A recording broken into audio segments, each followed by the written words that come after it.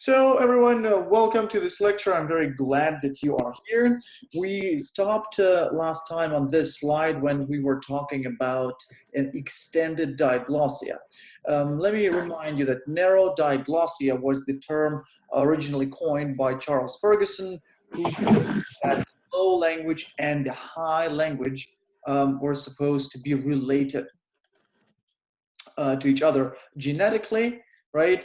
And then Fishman decided to extend that definition so that we can now apply the term diglossia to other countries where the low language isn't genetically related to the high language. For example, in Paraguay, the relationship between Spanish and Guarani is exactly the same as in examples of classic diglossia, but the two languages are not related. Should we still call them diglossic?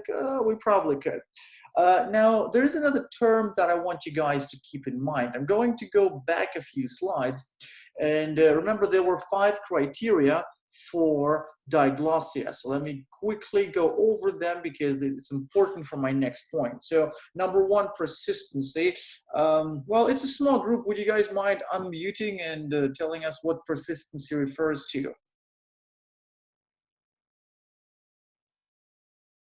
It happens over generations.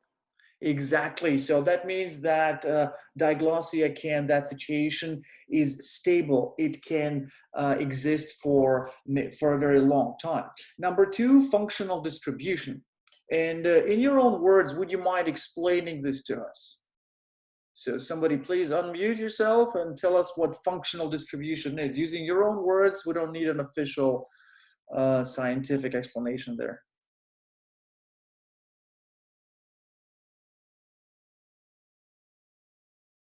No. Okay, so this is also kind of an experiment. For me, I don't know what to expect, how to make people talk or not talk. So functional distribution refers to the fact that the two languages simply have different functions, and these functions, they don't overlap. That means that people know exactly what language to speak in which situation, and they are happy. That is why there's no competition between the two varieties, because they don't compete. There is no competition between them. They just do different things. So that is number 2, functional distribution. The third criterion there was prestige, that the high language typically has a lot higher prestige than the low language. Number 4, the high language is usually kind of backed by traditional literature, so an existing body of literature that has, again, high prestige, and literature written in the low variety usually doesn't have nearly the same prestige. And number 5 is that all members of a community learn the low language, and they acquire the low language, but then the high language is taught in schools. So those are 5 criteria, right? But sometimes there are situations in which some of these criteria are not there. So for example, if criteria 1, 2, 3, and 4 are just like we described them, but criteria number 5 is not there. So for example, there is in the country that we're describing, there is a group of speakers who actually speak the high language as their mother language, as the first language. And that situation resembles diglossia more than it doesn't, right? So it's almost like a diglossia with a tiny difference, right? So if 1 or 2 of those conditions are not fulfilled, then we call those situations leaking diglossia. So that's a leaking diglossia because it's not waterproof. So not all of these conditions are fulfilled. Does that make sense? And because I don't see you guys and you can't gesture to tell me if everything is okay or not, please write comments in the chat to tell me if I need to maybe stop or go back or repeat something, or if you have questions, please ask them through the chat. Again, because there is no feedback for, oh, there we go. Somebody just messaged us. Okay, good. So makes sense. Perfect. So yeah, we stopped on this slide last time, and we're going to go. So just to confirm, we got a question. Just to confirm, is 5 more important than the others to have? No, they are equally important. All of them are equally important. I just chose the 5th criterion to show a situation that could be a leaking diglossia, and it just so happens that I was doing research on a community with a diglossia like that. So that is why I chose number 5, but no, it could be any of the other ones. So when we talk about diglossia, it's very important to remember that the high language is typically associated with the elite, with the highest class, and the low language is associated with everyone else. So once again, our criteria number 5 said that the high language has to be learned, but the low language has to be acquired. So only people who have access to education have a chance to learn the high language properly. And what would happen in a society if access to the higher language is denied to the majority of the population? Well, that would mean by default that most people can never find a good job, they can never get an education, and so on. So that kind of secures that the lower classes stay in their place. So obviously people, the classes who are at the top and who speak the high variety, they want everyone else to not have access to the higher language, because then the power will be concentrated in the hands of the speakers of the high language. So the situation in Haiti is a good example for that, where most people don't have a chance to learn standard French, but they need to speak standard French to have a good education and a good job. So diglossia can actually reinforce social distinction because the lower classes don't have access to the prestigious language. And yeah, if we extend the low language, what would happen if the low language acquires more functions?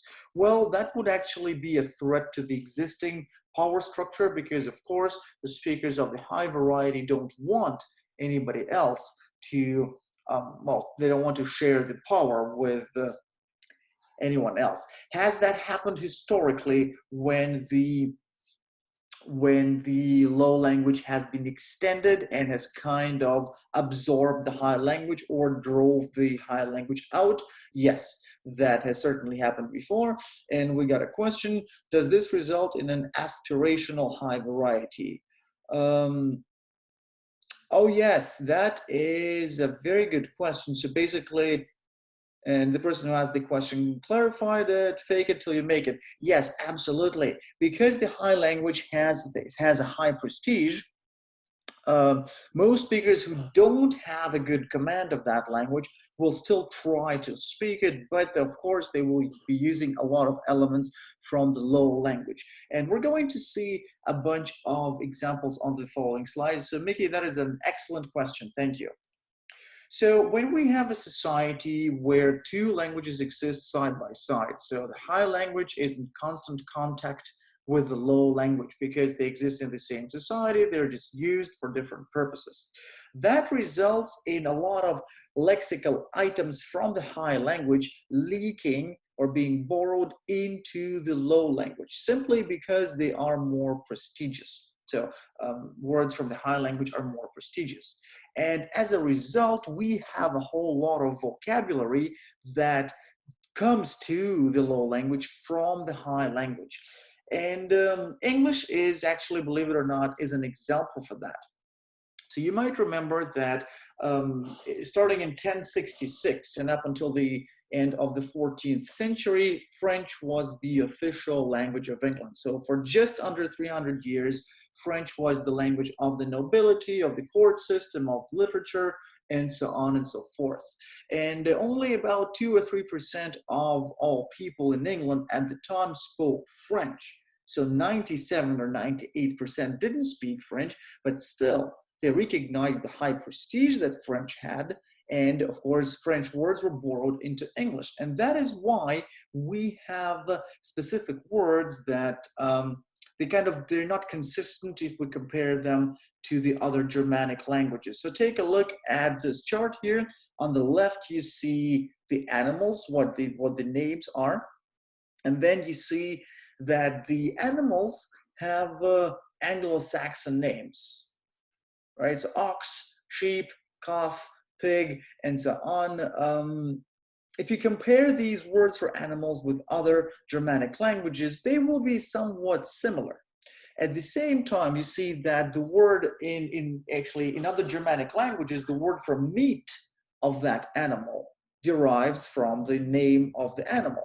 So for example, the word for pig in German is Schwein, and the word for pork is pig flesh, Schweinefleisch, and so on. But take a look at the difference between the name of the animal and the name for the meat of that animal in English. So the animal is ox, but the meat is called beef. The animal is calf or cow, but then we have veal, right? And pigs give us pork. Well, those names come from the French language. Why did that happen? That could be explained by the diglossia. Basically, the peasants who were in contact with the animals, who raised the animals, they spoke Anglo-Saxon, and therefore they called the animals by their Germanic names. But the meat was eaten by the nobility who would speak French. So the meat actually magically changed the name from Anglo-Saxon to the French word between when the animal was slaughtered and when the meat was served. So that is why our words for meat of different animals actually are all borrowings from the French language. So when we talk about diglossia, some people think that, well, diglossia is the same as bilingualism. In reality, no. Diglossia is not the same as bilingualism, and any combination of the two is possible. So if you look at this chart here, you see plus, minus, minus, plus, minus, minus, plus, plus. So if we look at minus, minus, that means there's no diglossia and there's no bilingualism. That situation refers to monolingual parts of specific countries. So some kind of American rural areas where really there's just one language spoken there, and there was hardly ever or any other languages spoken there. So it's truly monolingual, no bilingualism, no diglossia. We can have one of them, but not the other. So for example, we can have diglossia, but without bilingualism. That would be the case in Haiti, where there is a diglossia, but the majority of the population is not bilingual. We can have the opposite case where we don't have diglossia, but we have bilingualism. Example here would be modern Europe, so Germany, for example, where everybody is required to take English in schools. So most people of my age or your age are proficient enough in English to actually talk to you in English. So you can absolutely get by in English. So in this case, we're talking about a societal bilingualism, but there is no diglossia because of course, the functions of English and German in Germany are not in functional distribution. And then finally, we have both. We can have diglossia and bilingualism. That would be the case in Arabic-speaking countries, for example, or in Switzerland, where everybody speaks the Swiss German at home and informally, but then when kids go to school, they also learn standard German. So that would be both diglossia and bilingualism. So let me know in the comments if you need me to stop, because I feel that I am kind of talking too fast here. So let me know if I need to go back and maybe review a couple of concepts. Okay, so that was our discussion of diglossia, and now we're going to talk about code switching. And code switching is a very interesting and entertaining topic because we're going to be mixing languages and switching from one language to another. So first, we're going to talk about some terminology. Number two, we're going to talk about how we select a code. Why would we do that? What norms for selecting a code exist, and what the attitudes toward code switching are. Number three, we're going to very, very briefly look at a couple of theories that could possibly explain that could possibly explain code switching. And number 4 will be a very tiny short section on on accommodation. So we had a couple more people join us. Thank you very much. I appreciate that you're interested in this. So take a look at this. We have 7 examples on the left, numbered 1 to 7, and then on the right you have different pairs of languages that contributed to these conversations. So would you guys mind taking, let's say, 1 minute and try to pair each pair of languages with the corresponding statement, with the corresponding utterance that shows code switching. So, for example, one of the examples 1 to 7 will be in Yoruba and English, another one will be in Punjabi and English, and then the third one will be in Tok Pisin and English, and so on. So try to see if you can identify those languages correctly. And again, I will see you guys I'll start talking again in about 1 minute.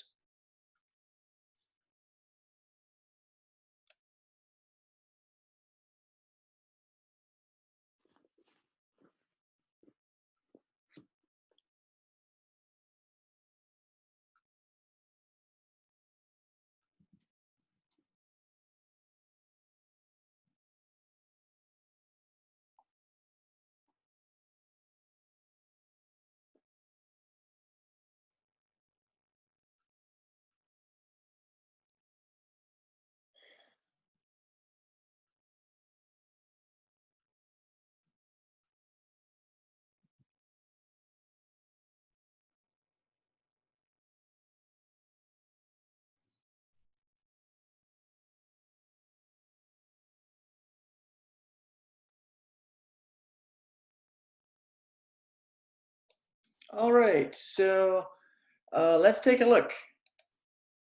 What do you think the first one is? Well, I'm going to give it away. It's Punjabi English. Any ideas for number 2? If you do have an idea, please speak up. It's kind of depressing when I just talk to my computer screen. Any idea? No, so that is Tok Pisin. And Tok Pisin is an example of a pidgin language that became a Creole and that now became the standard language of Papua New Guinea. Number 3, what do you guys think? Any ideas? I guess if you are shy to speak, you can write in the chat. Finnish English, yes, absolutely. Finnish English, that is correct. Number 4. Any idea what number 4 is? Yes, correct. That is Japanese English. Number 5, Spanish English. Very good. Look at that. And number 6, take a look at that interesting language. Won't or arrest a single person. It's kind of similar to English, right? Yes, correct, Trevi. You're right. Yoruba and English, so that is an African language. Excellent. And number 7, Malay and English. So all of these examples they are examples of code switching. So a person started speaking one language, but then somewhere before they stopped talking, they switched to a different language. So we are going to call that code switching. So talking about terminology, the first thing we have to clarify is code switching versus code mixing. So sometimes people make a distinction between code switching and code mixing. So code switching could be intersentential. That means that you start speaking, you say one sentence in one language, and then you switch to the other language when you say the next sentence. So the point of the switch happens between the sentences.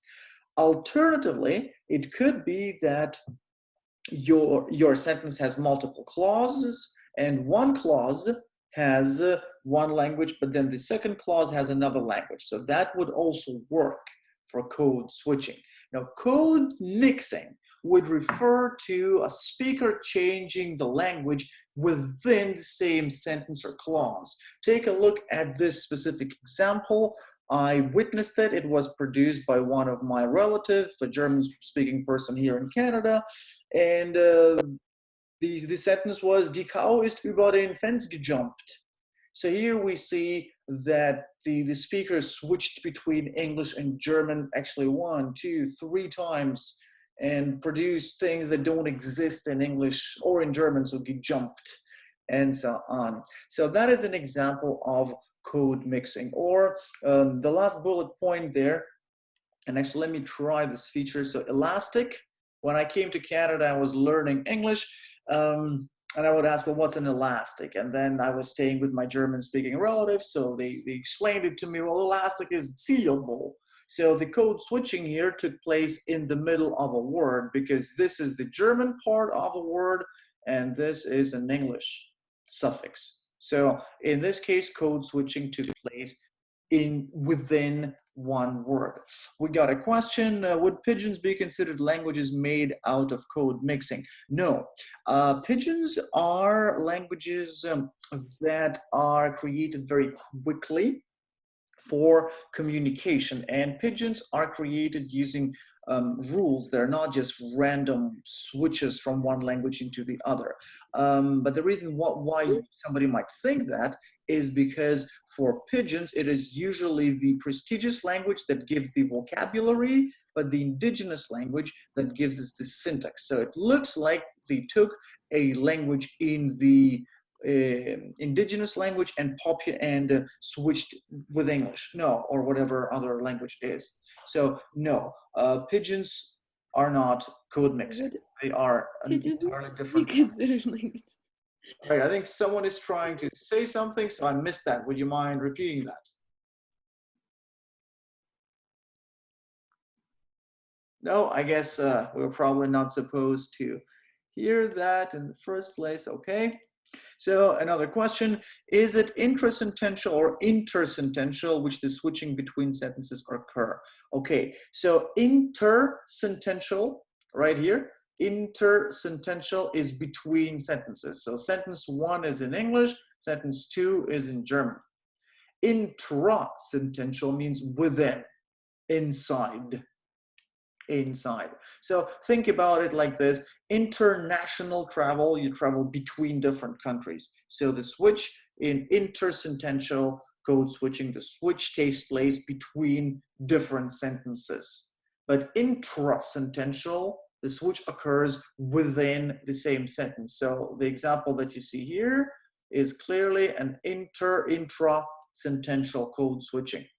Sometimes this intrasentential code switching is called code mixing, but we're not going to make a distinction. We're going to call everything code switching. So some scholars will disagree with you and will fight to death saying that it's different and we shouldn't mix the two. Well, in this course, we're going to call everything code switching. We don't need to make those distinctions. That is beyond the point. Does everything make sense so far?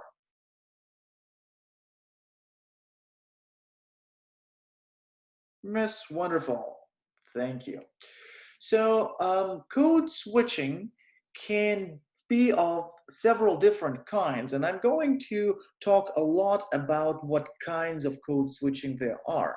So the first distinction is situational and metaphorical. Situational code switching is also known as transactional. It doesn't matter. So the choice of the code is regulated by the setting, by the participants, and by the topics. So what matters for your language choice is not who you're talking to, but the role of the participant.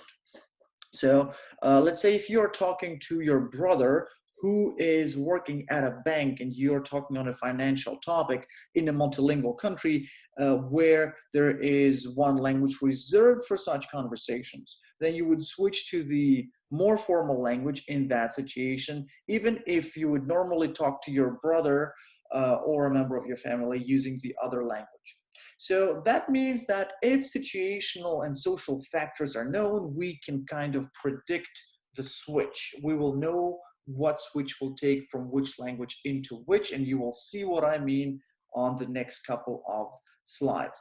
So the examples that I have here are from Norway, and in Norway there are several varieties. Spoken here we say two, but it's just in that one community. And Norway is a very interesting country because it's very narrow, and people there live basically on mountain slopes, and they're separated by, they live in mountain valleys, so they're separated by mountains. And while today it is easy to travel between different parts, it was not always so. So Norway has a lot of very strong regional dialects that sometimes are hard to understand for speakers of Norwegian.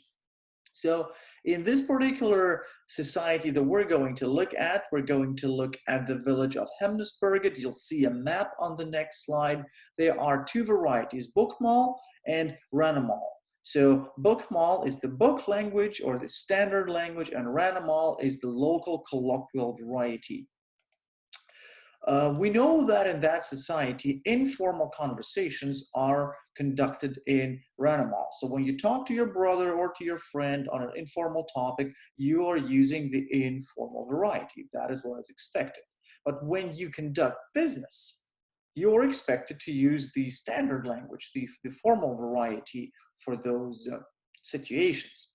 So sometimes it happens that the same person is your friend or family member, but they also have a role in an encounter with you where you are expected to switch to the formal language. So what happens if that person is your friend, but you're also doing business with them? And here you see a map of Norway. So Norway is the country, you know what, why don't I actually use this? So this is Norway right here. So Norway, right? So that's it. And we're looking at the village of Hemnesberget that is located in the northern part of Norway. So you're going to see where that is. And so Hemnesberget is somewhere here. And take a look at this conversation. So we have two people, Jan and Peter. And Jan says, hello, Peter, how is your wife now? And Peter answers, so what is not bolded is one language, but then the bolded part right here, that is where the switch occurred. So what you see here is that the conversation started in the informal language when the two are talking about how's your wife, oh, she's better, and blah, blah, blah. But then when they switch to the more formal topic, then there was a language switch into the more formal language. And let's take a look at some more similar examples. Here we have two situations. Number one, we have a Hemnesberget resident who is chatting with a friend in the line at a community administration office. Now they get to the counter and they speak to the clerk. So normally they would be, while waiting in the line, they would be speaking the informal variety, but when they talk to the clerk, they would switch to the standard or more formal language. And in the situation number two, where we have three students from the Chinese province of Canton, so they're speaking Cantonese, they are discussing the ingredients of the stir fry they're cooking. Now they are studying chemistry. So they're discussing the ingredients, and then they start to discuss the chemical composition of the different ingredients. So most likely the first part of it, when they discuss the ingredients of the stir fry, this will be conducted in Cantonese. But then when they start to discuss the chemical composition, then here they're going to switch to the language in which they learned that stuff. So most likely from Cantonese to English. So those are examples of situational code switching because their kind of roles and topics changed in that particular situation. The other type of code switching is metaphorical code switching. So the first one was situational or transactional, and the second one is metaphorical, or obviously, since it's non-situational, it's non-situational code switching. Metaphorical code switching is, I think, more entertaining, and we all can relate to that, especially if you have parents or grandparents who can speak a different language, you will relate to a lot of examples here. So metaphorical code switching has to do with communicative effects that a speaker wants to achieve. So for example, we know that in Norway, teachers are expected to use the standard language when they teach in school. But when a teacher wants to facilitate discussion, then they might switch to the informal language. Why would they do that? Specifically to create a communicative effect, to show that I'm one of you, we are together. So they would switch to run them all to the informal variety to encourage discussion, to kind of sound informal or more relaxed so that people start talking. So what has not changed? Well, the role of the teacher and the role of the students didn't change, the setting didn't change, and probably even the topic didn't change. But what did change? The tone of the conversation. So the teacher wanted to create a specific effect and basically to be more friendly to the students. And usually this metaphorical code switching, it has to deal with the distinction us versus them. And you'll see a picture about that on one of the next slides. There we go.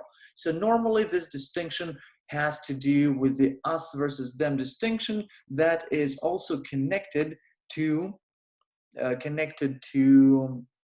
my God, I just forgot what I was going to say, solidarity. Solidarity. So when we experience solidarity and we switch the language, that is a claim at a group membership. So this metaphorical code switching, it has to do with us versus them distinction. And if you are able to code switch like that, that can clearly indicate someone's belonging to a specific group. So in the case of Paraguay, for example, people could talk politics in Spanish, but then they would tell a political joke in Guarani. All right, do you guys have questions so far?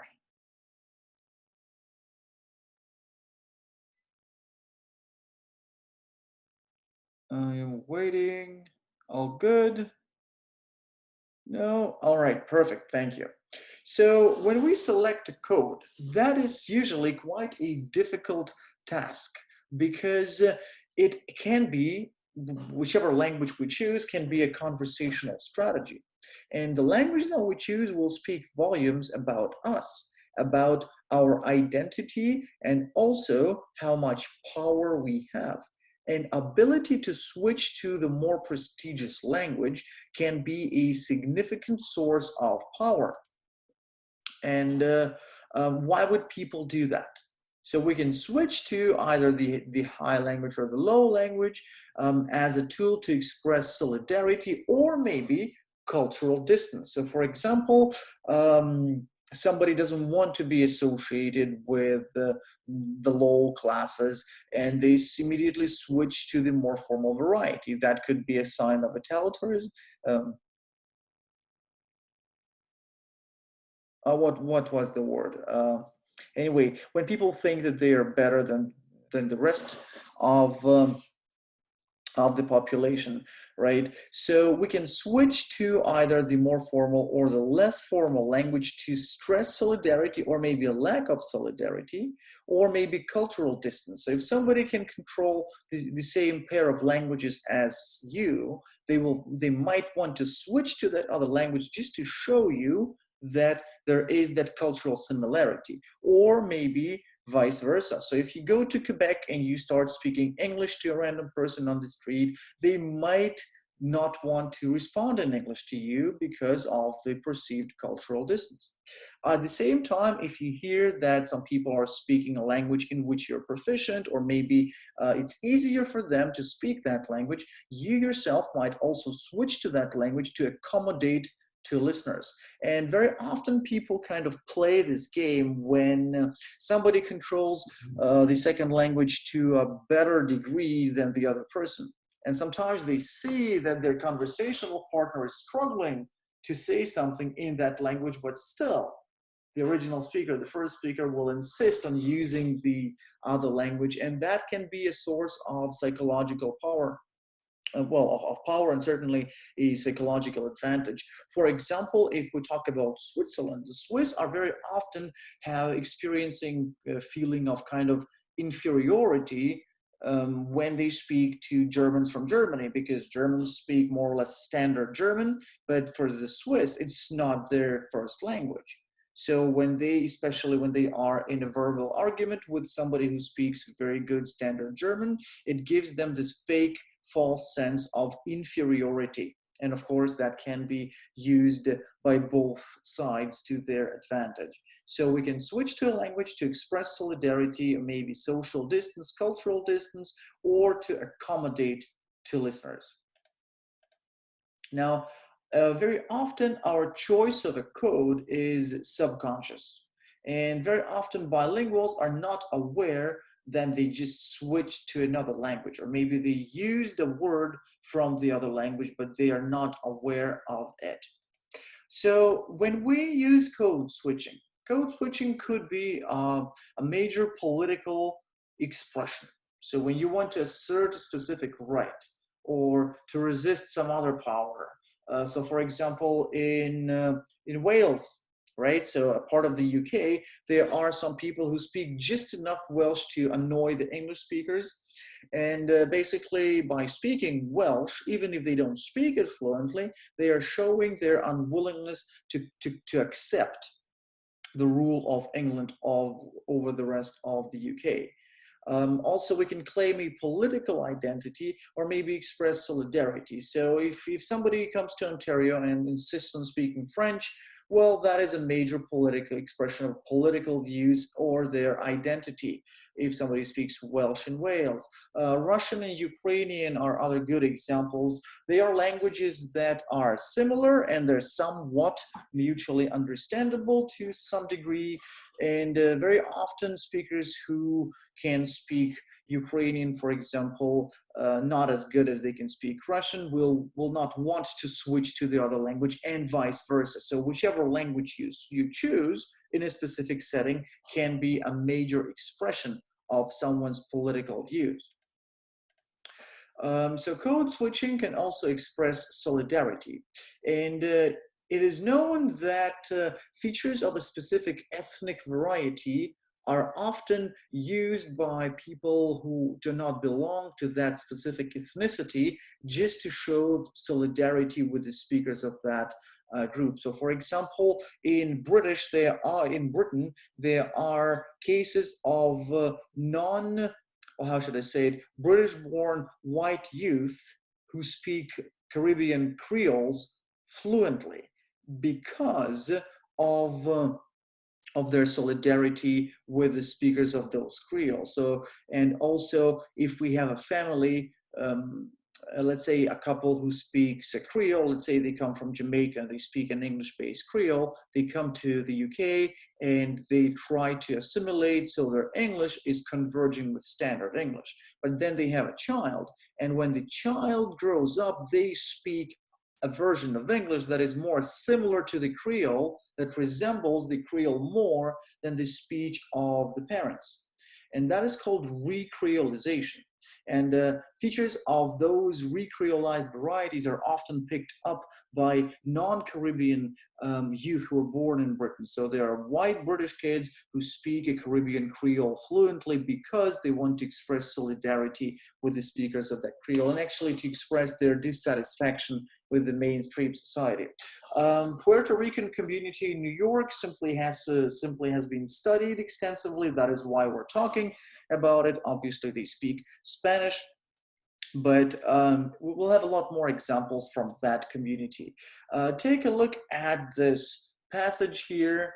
So it starts in Spanish, and then so let me just use the marking tool here again. So it starts in Spanish and then it switches into English. So here is the Spanish part. Here is the Spanish part again, and the speakers switch back and forth between Spanish and English like that. So the conversation is conducted in more than one language. So that is an example of a Puerto Rican speaker in New York. So expressing solidarity, we just talked about these two examples: recreolized varieties in the UK, Puerto Rican community in New York. But in reality, code switching happens, and you express solidarity by code switching very often in pretty much any bilingual community. Another example could be the city of Strasbourg right here. So that city changed hands between Germany and Austria. I'm sorry, and France. It has been a part of France since the end of the Second World War, but it traditionally had a large community of German speakers there in the area. So today, in the local variety of French, there are certain German words that the locals use, and this ability to code mix with German is a marker of their identity and can be a source of pride for the individual who can use that code switching effectively.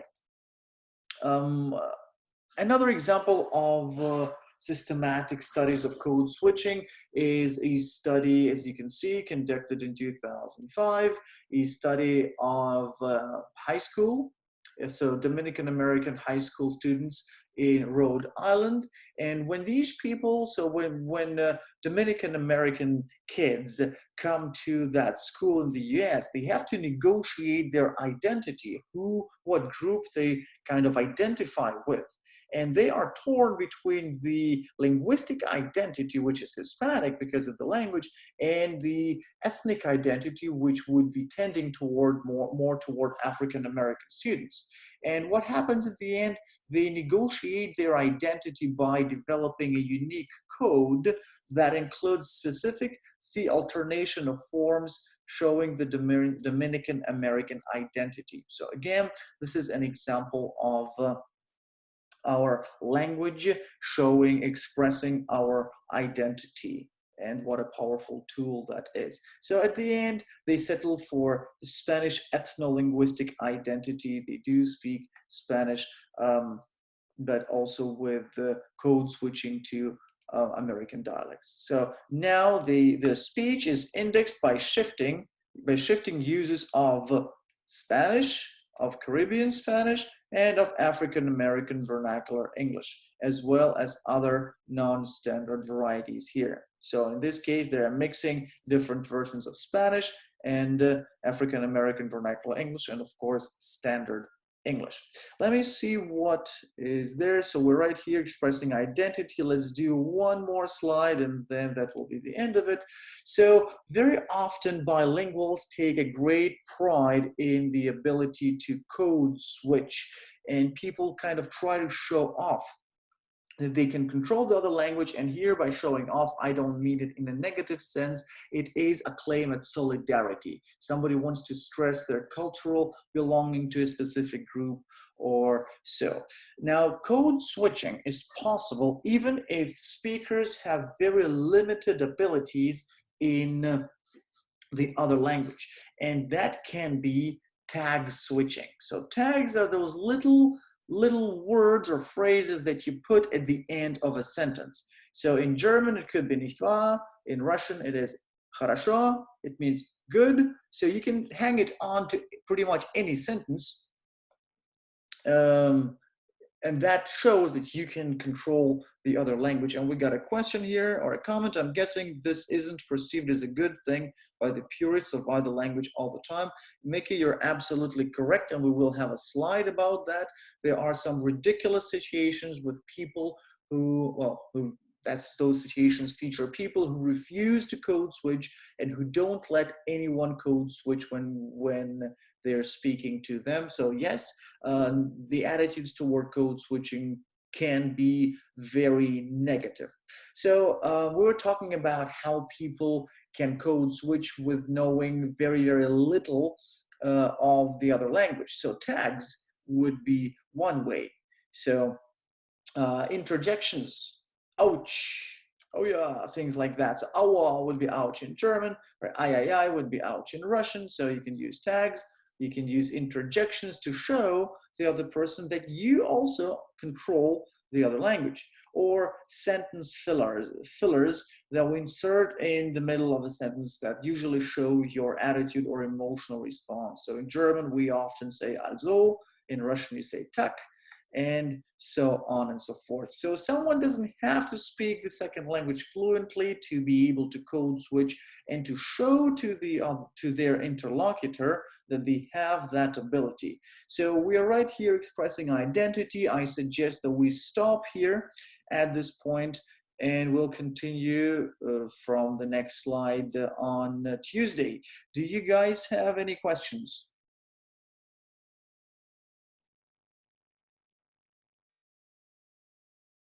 So I'm just going to wait until somebody posts a question. If you don't have any questions, I'm gonna give you guys a couple of seconds to ask something. And just to share my plans with you, I hope to finish this lecture next time. So we're going to do this slide on tag switching, and we're going to finish this lecture. We only have about a dozen slides, maybe a little bit more ahead of us. So we're going to finish this lecture next time. And after that, I was going to do a systematic review of all the chapters that I didn't review with you guys. And those chapters would be regional variation and social variation, social variation in cryptolects, language change, and then review for this current lecture for the multiple codes. What do you guys think about that?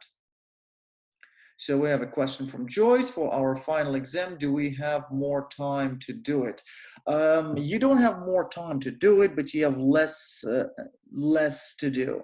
I realize that this is not an ideal format, and we have to stick to the original schedule because we were promised, well, we initially scheduled 2 hours for the exam. That is the amount of time that you will have, but it will be open book, obviously, and I will make it shorter than usual to make sure that everybody has enough time until the university figures out how exactly to do these online exams. All right, so if you guys don't have any questions, then I guess I'll see you on Tuesday. We'll finish this lecture and we'll start doing a systematic review of the remaining of the chapters that we did before. All right, sounds good. Thank you guys, and that's it. Thank you. I really appreciate you being here.